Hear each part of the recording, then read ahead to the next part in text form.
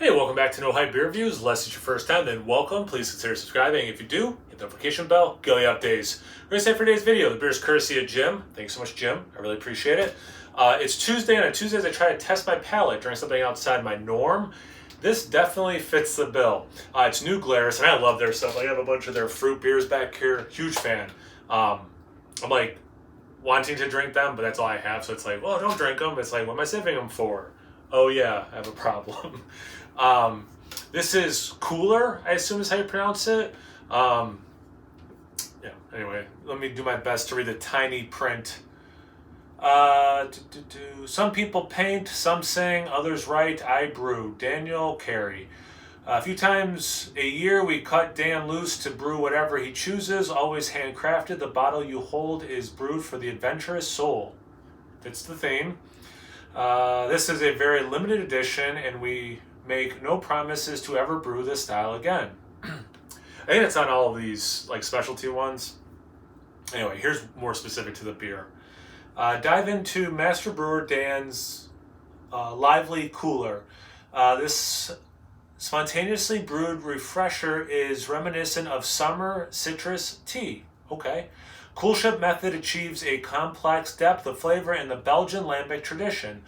Brewed in 2017, this Kuehler rested 1.5 years in oak casks before capture in this bottle.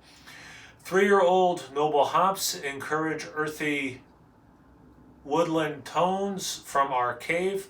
Expect fresh citrus notes to splash brightly when poured. Toast to cool nights and sun dancing days. Teeny tiny. Come on, breweries. Some of our eyes are getting old. You got to put a big font, big type. All right, so it's not pouring over, so that's a good sign.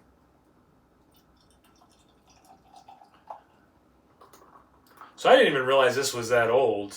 Maybe I should have done this on one of my Cellar Saturday beer reviews. All right, so yeah, beautiful orange color. Kind of reminds me of the amber from Jurassic Park that the insect was stuck in. You can see through it. Yeah, you can definitely see through it a little bit. Not even a little bit. You can see through it. It's an off-white approaching khaki head. Tiny, very compact bubbles on the top. They're breaking up. They're starting to look very sudsy and soapy, actually. Okay, I didn't really think about what I thought this beer was going to look like, but yeah, it looks fine. Actually have a clean glass. That's pretty cool. Let's get into the aroma. I see what they're saying with the citrus.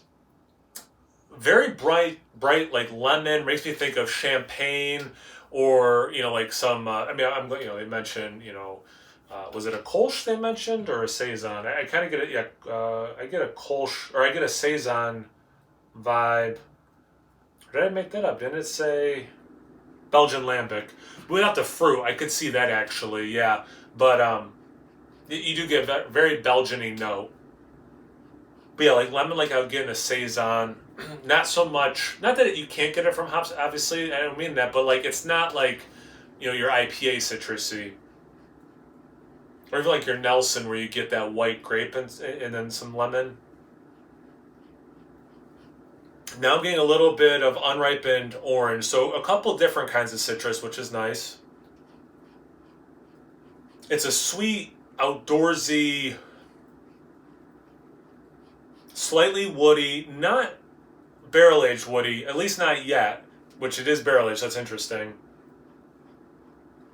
But there is a soft, sweet, outdoorsy wood.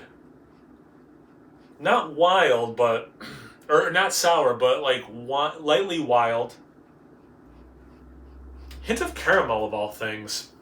That's how that sweetness is coming across to me, is a hint of caramel. It smells fantastic, and I really didn't know what to, what I was going into. So very excited. Thanks again, Jim. Cheers.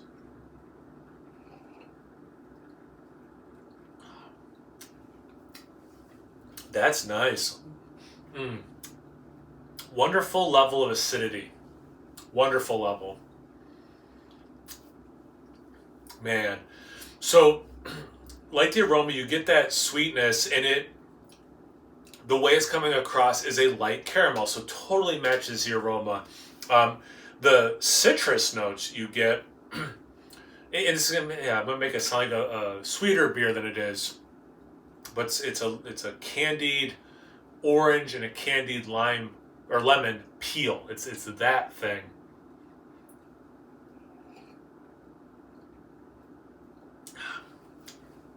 That time a little bit of juice, orange juice, cut with like 20% grapefruit. It's very pink grapefruit with sugar sprinkled on top. So again, this acidic thing. Um, it makes me think sweet and acid before bitterness. That's super interesting in a beer. Man. And that candy sweetness, the caramel, but also like sucker candy, hard candy. Little bit, and I mean this in a good way. Don't think overly medicinal. A little bit of like a all natural cough drop, um, but nowhere near as medicinal as that makes it sound. I can't think of the brand, but like the taste, but without that, menthol thing. Man, that acidic into tartness.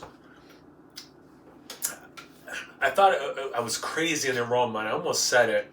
Fall baking spices, but now that I'm drinking it, you get this like hint of dry apple cider, and how like cinnamon goes really nice with applesauce.